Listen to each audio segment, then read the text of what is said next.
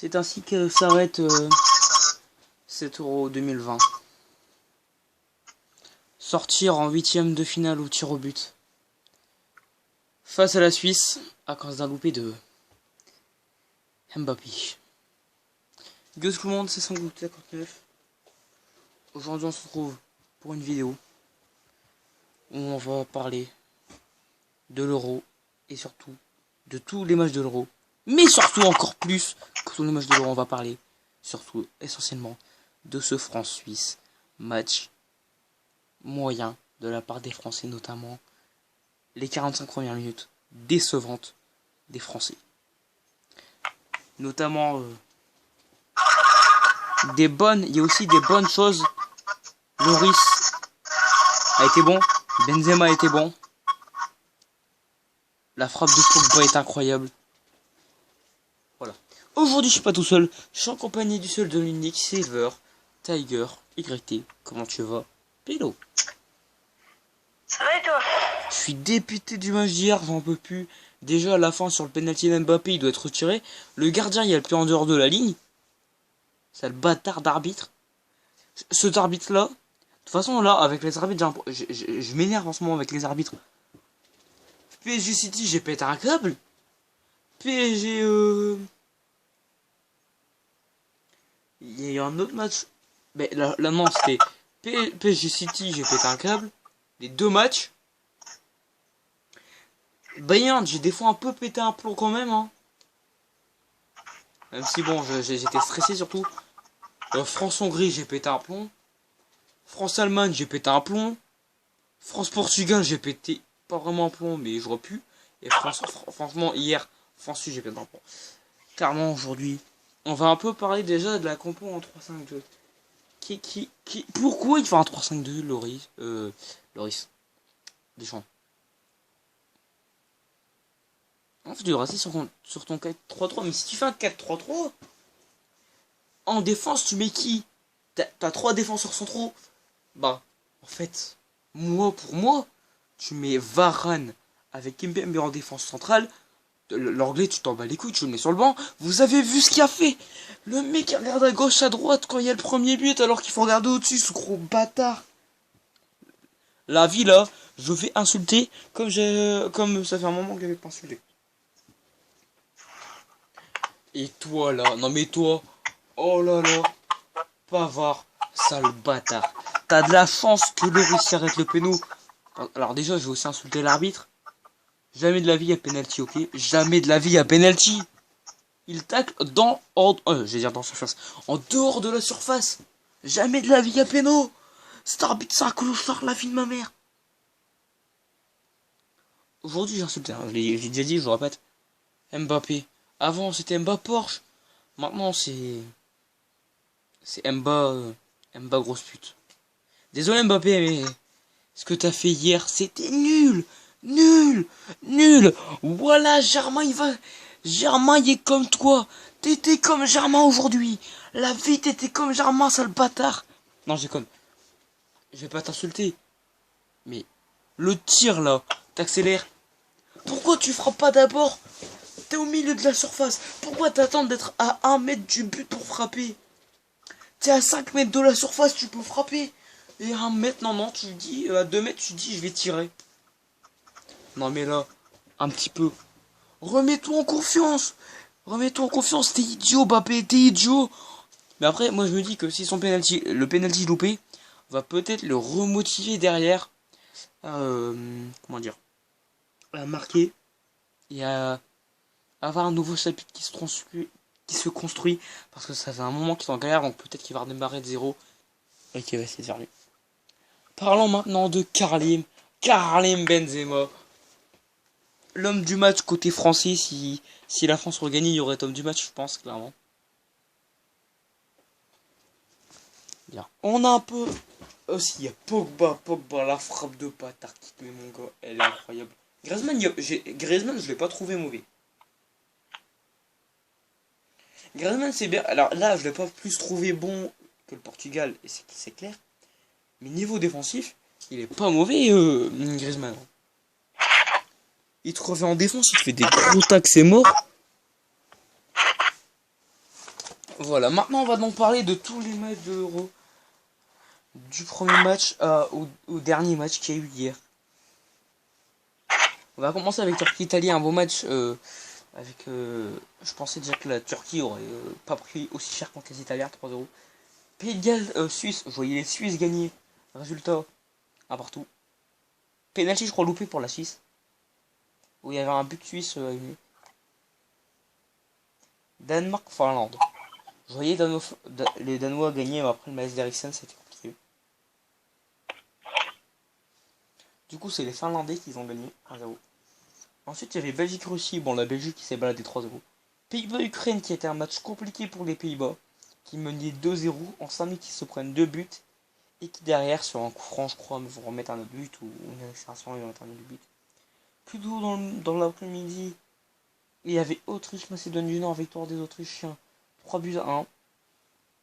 Angleterre-Croatie. Victoire 1-0 de l'Angleterre. C'était pas facile non plus, c'était un bon match. Écosse-République tchèque, victoire 2-0 des Tchèques avec un but de Patrick Schick incroyable qui sera peut-être le but de l'Euro. À 18h, il y avait Pologne-Slovaquie, c'était du coup ça le 14 juin. Pologne-Slovaquie, défaite 2-1 des Polonais avec un contre du gardien Chachny.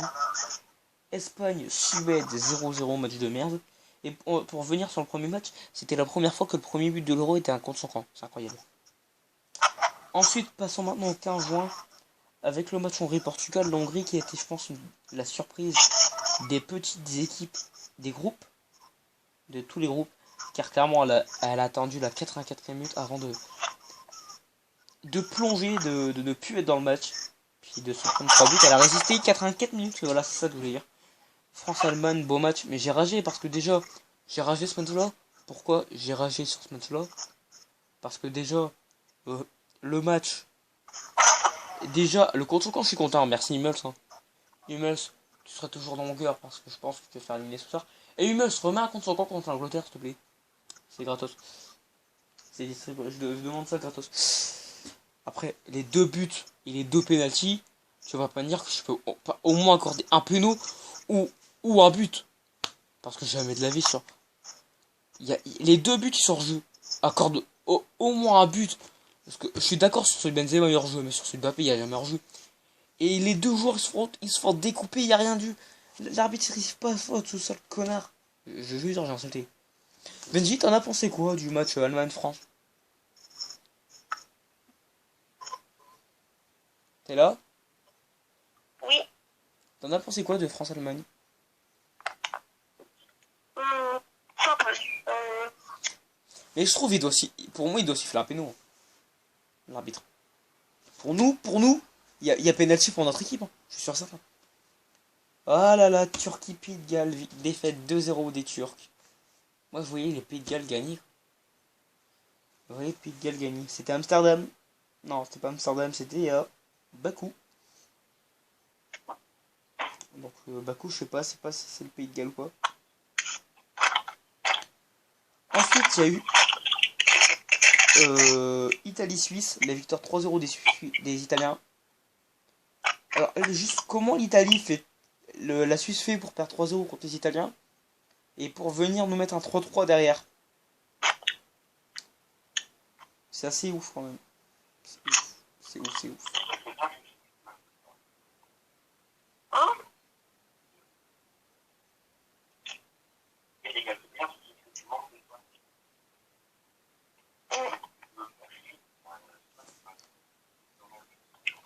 C'est une blague. Qu'est-ce qu'il y a, Benji?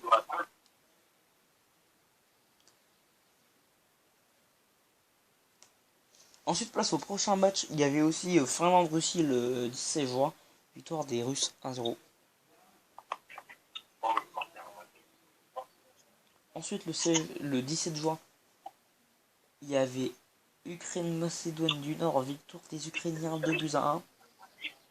Ensuite, derrière, je voyais, il y avait Danemark-Belgique. J'étais sûr les Danois, ils allaient gagner. Et finalement, défaite. J'étais sûr les Danois, ils auraient gagné parce que, clairement, deuxième minute, déjà un but. C'est bon, ça commence trop bien. Moi, j'étais trop content. Après, derrière, la Belgique, elle gagne 2-0. Entrée de De Bruyne en un quart d'heure, mais une passe décisive et un but derrière. C'est incroyable. Ensuite, Pays-Bas, Autriche. 2-0 des Pays-Bas. C'est un beau match. Ensuite, le vendredi 10 juin, je vais essayer d'accélérer pour pouvoir reparler des huitièmes de finale rapidement. Il y avait Croatie, République tchèque, Angleterre, Écosse, Suède, Slovaquie. La Croatie avait fait un partout contre la Tchèque. La Tchèque avait ouvert le score sur penalty et la Croatie avait égalisé plus tard, ou l'inverse. 0-0 Angleterre-Croatie, c'était pas ouf. Et la Suède avait égalé. Slovaquie, la Suède avait ouvert le score avant la mi-temps sur un coup franc, il me semble. 19 juin, le premier match, 15h, c'était Hongrie-France. Ah là là, quel match décevant de la part des Français. Sur une perte de balles et sur une frappe qui... C'était trop deg, j'étais trop dégoûté. Portugal-Allemagne, c'était le choc de ces phases de poule. C'était le match le plus attendu de ces... En fait, c'était un des matchs les plus serrés de ces huitièmes de finale. De ces poules. Le Portugal qui ouvre le score grâce à un but de Cristiano Ronaldo. Et derrière, t'as l'Allemagne qui fait 1-1, 1-2, 1-3. Et ensuite un autre but, 3-2 et 4-2. Ou alors c'est 1-0, 1-1, 1-2, 1-3, 1-4 et 2-4. Mais je sais pas, mais voilà, score final 4-2 pour les Allemands contre les Portugais. Espagne-Pologne, 1-1. Les Espagnols avaient ouvert le score, mais malheureusement, ils ont été inefficaces. La Pologne a réussi, il me semble, égaliser en première ou en seconde période sur un but de Lewandowski. Suède-Turquie, Italie-Pays de Galles plutôt, et Suisse-Turquie, je veux dire. Italie-Pays de Galles, d'abord, l'Italie avait gagné 1-0 à 18h, j'ai pas vu le match. Suisse-Turquie, les Suisses avaient gagné 3-1 contre la Turquie. Avec, il me semble, un doublé du joueur qui a mis une tête hier contre nous. Pays-Bas, Macédoine du Nord. La Macédoine du Nord a perdu 3-0. Comment dire que ça fait mal. Ukraine-Autriche, c'était plutôt... c'est en même temps que Pays-Bas, Macédoine du Nord. L'Ukraine avait gagné 1-0. Avait perdu 1-0 contre l'Autriche. C'était étonnant. Russie-Danemark, on est, je pense, sur une des surprises quand même de ce match. Le Danemark qui perd 4 buts à 1 contre... qui gagne 4 buts à 1 contre la Russie. Ça fait mal. Et Finlande-Belgique, la Belgique qui gagne 2 buts à 0. Bon, voilà. Passons, il nous reste 6 matchs. Croatie, République tchèque. Non, Croatie, Écosse, République tchèque, Angleterre pour commencer. La Croatie a gagné 3-1 contre l'Écosse avec un retourné acrobatique de... Une frappe incroyable ou un retourné acrobatique de Modric incroyable. Et République tchèque, Angleterre. Beau match, c'était un beau match, la Tchèque contre l'Angleterre. Pas décevant, je pense, République tchèque, Angleterre, c'était pas le... C'est un beau match. Galère, ils ont galéré, surtout les Anglais, mais en gros.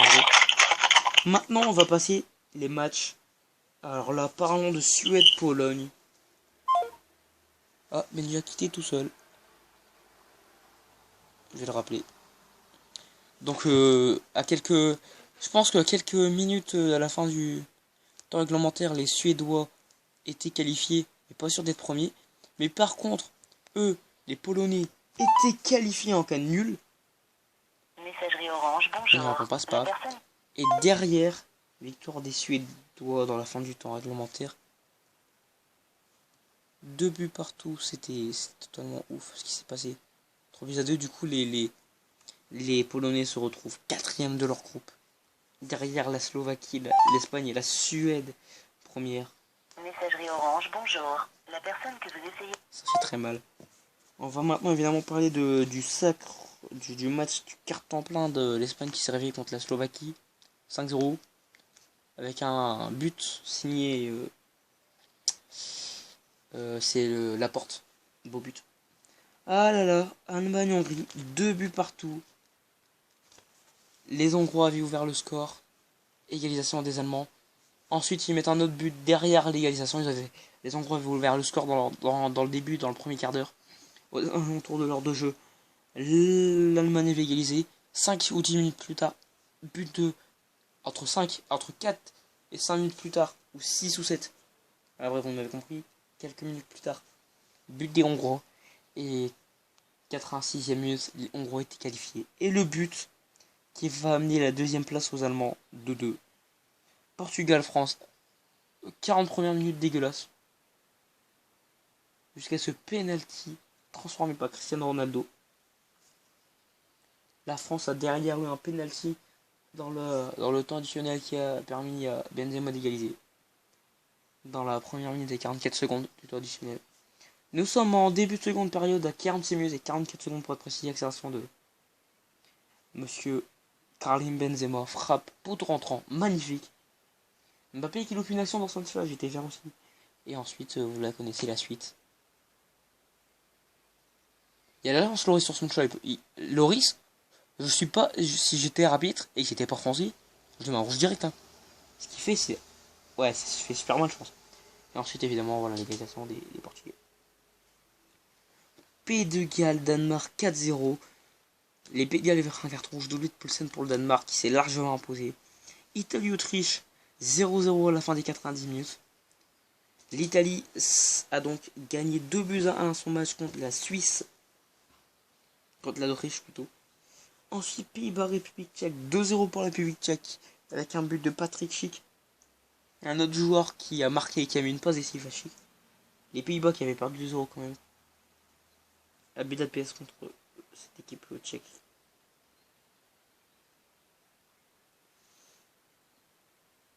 C'était assez ouf.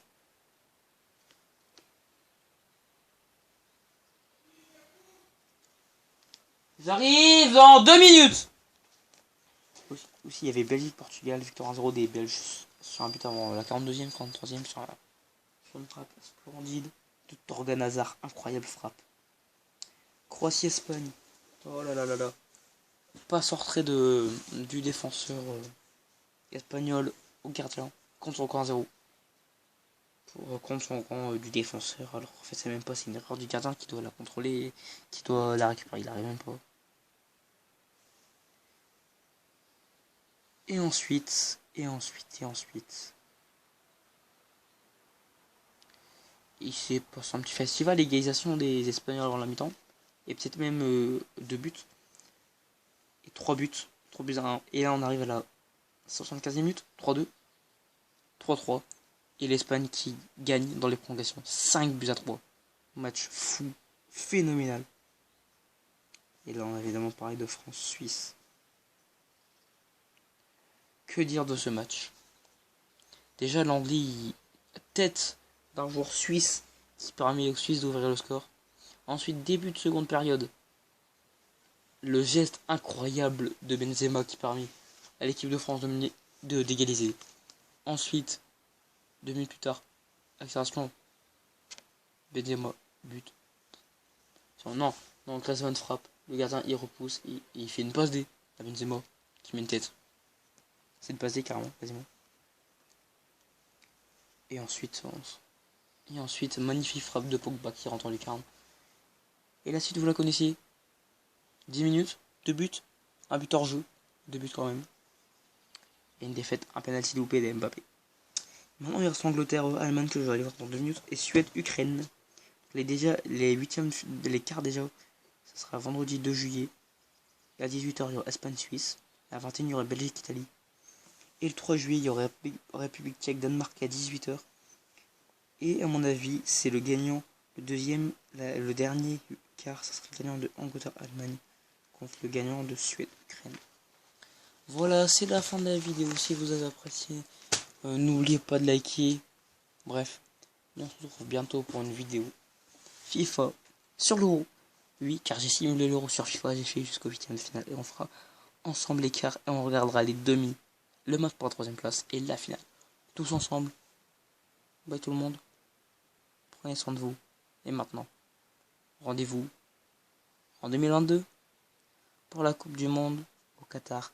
Mais avant ça, octobre, 6 ou 7 octobre, début octobre, Ligue des Nations contre les Belges. La demi-finale, la première c'est France-Espagne, France-Belgique et la deuxième c'est Espagne-Italie. Le gagnant de ces deux matchs s'affronteront la finale de la Ligue des Nations pour le grand gagnant de cette compétition. Bye bye tout le monde. À la prochaine.